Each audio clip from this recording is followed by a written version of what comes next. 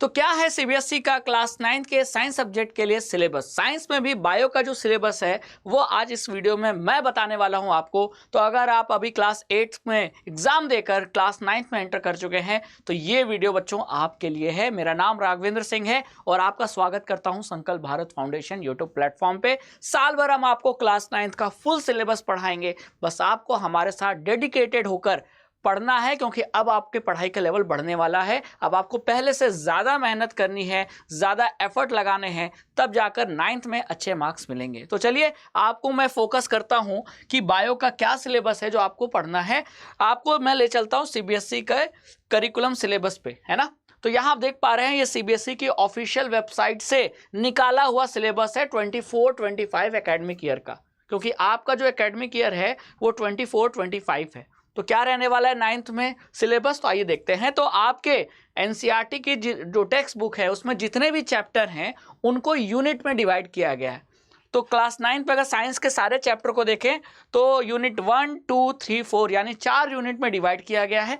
अब इस 4 में से ये जो आपका सेकेंड यूनिट है organisation in the living world, इसमें 2 चैप्टर आपको पढ़ने हैं। कौन कौन से अभी बताता हूं। और ये आपका यूनिट 4 फूड प्रोडक्शन, ये आपका एक चैप्टर है। तो टोटल मिला के 3 बायो के चैप्टर हैं जो आपको पढ़ने हैं। तो यूनिट 2 में अगर बात करें तो यूनिट 2 में कौन सा चैप्टर है, तो यूनिट 2 में अगर बात करें तो यहां आता है आपका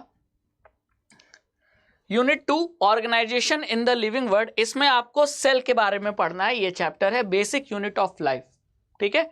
अब बेसिक यूनिट ऑफ लाइफ में सेल में सेल की वेराइटीज, प्रोकैरियोटिक सेल क्या होता है, यूकैरियोटिक सेल क्या होता है ना, मल्टी सेलुलर ऑर्गेनिज्म किसे कहते हैं, फिर सेल मेम्ब्रेन, सेल वॉल, दोनों के बीच का डिफरेंस, सेल ऑर्गेनेल्स कौन कौन से हैं, और फिर सेल ऑर्गेनेल्स का नाम और उनके बारे में डिटेल में कि chloroplast, mitochondria, vacuoles, endoplasmic reticulum, Golgi apparatus, nucleus और क्रोमोसोम के बारे में आपको इस चैप्टर में पढ़ना है। यानी सेल और सेल के अंदर पाए जाने वाले जो सेल ऑर्गेनेल्स हैं उनका फंक्शन और उनके बारे में डिटेल में आपको इस चैप्टर में पढ़ना है, ठीक है।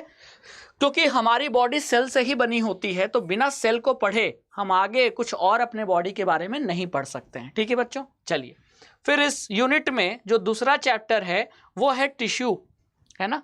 टिश्यू में आपके एनिमल टिश्यू भी आते हैं और प्लांट टिश्यू भी आते हैं, क्योंकि जब आपने सेल पढ़ लिया तो ग्रुप ऑफ सेल्स यानी बहुत सारे सेल्स मिलकर ही टिश्यू बनाते हैं। तो जब सेल पढ़ लोगे तो टिश्यू पढ़ना भी आसान हो जाएगा। तो एनिमल में भी टिश्यू पाए जाते हैं, प्लांट्स में भी टिश्यू पाए जाते हैं। तो टिश्यू की डिफरेंट वेराइटीज, उनके फंक्शन, ये आपको इस चैप्टर में पढ़ना है। तो यूनिट 2 में ये 2 चैप्टर पढ़ना है, सेल और टिश्यू। फिर अगर यूनिट 4 की हम बात करें तो यूनिट 4 है फूड प्रोडक्शन। जो हम फूड खाते हैं, जो खाना खाते हैं वो प्रोड्यूस करना पड़ता है। फार्मर, किसान जो है उसे प्रोड्यूस करता है। अब उस फूड प्रोडक्शन में प्लांट और एनिमल ब्रीडिंग के बारे में, selection of quality improvement and management, fertiliser यानी खाद और जो फर्टिलाइजर होते हैं, है ना, उनका कैसे यूज करें, उनमें क्या क्या न्यूट्रिएंट्स होते हैं, और प्लांट्स को कीड़ों से और बीमारियों से कैसे बचाएं, और अपने खेत में ज़्यादा से ज़्यादा फूड का प्रोडक्शन कैसे करें, है ना। ये डिफरेंट चीज़ें आपको इस चैप्टर में पढ़नी है जिसका नाम है फूड प्रोडक्शन। अब मैं आपको ये एनसीईआरटी की बुक में भी दिखा भी देता था, ठीक है। तो ये आपकी क्लास 9th की साइंस की एनसीईआरटी बुक है। इसमें चैप्टर नंबर 5 आपका बायो का चैप्टर है, जैसा कि आप देख पा रहे हैं। क्या, फंडामेंटल यूनिट ऑफ लाइफ यानी सेल। तो ये चैप्टर 5 सेल के बारे में जो आपको पढ़ना है, ठीक है। फिर आपका चैप्टर जो 6 आता है, जैसा कि मैंने बोला, वो है टिश्यू, है ना। एनिमल टिश्यू भी पढ़ना है, प्लांट टिश्यू भी पढ़ना है, ठीक है। और फिर जो लास्ट चैप्टर है, चैप्टर 12 जो मैंने बताया, वो है आपका फूड प्रोडक्शन, ठीक है, इंप्रूवमेंट इन फूड रिसोर्सेज। यानी कि टोटल 12 चैप्टर में आपके 3 बायो के चैप्टर हैं जो आपको क्लास 9th में पढ़ना है साल भर में, ठीक है।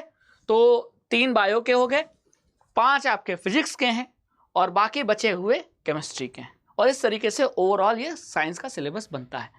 तो आई होप कि अब आपको काफ़ी आइडिया मिल गया होगा कि बायो में हमें, साइंस में बायो सब्जेक्ट के 3 चैप्टर पढ़ने हैं, तो वो कौन कौन से हैं, उसमें क्या पढ़ना है, ठीक है। और ये सब आपको पढ़ाया जाएगा वनली ऑन संकल्प भारत फाउंडेशन यूट्यूब प्लेटफॉर्म पे। तो आप चैनल को सब्सक्राइब कर लीजिए क्योंकि क्लासेस शुरू होने वाली हैं और हमारे साथ आपको कंटेंट भी मिलेगा PDF के फॉर्म में टेलीग्राम चैनल पे। तो हमारा टेलीग्राम चैनल का जो लिंक दिया हुआ है उसको ज्वाइन कर लीजिए। थैंक यू सो मच, बने रहिए संकल्प भारत फाउंडेशन पे बच्चा लोग। तब तक के लिए टाटा बाय बाय।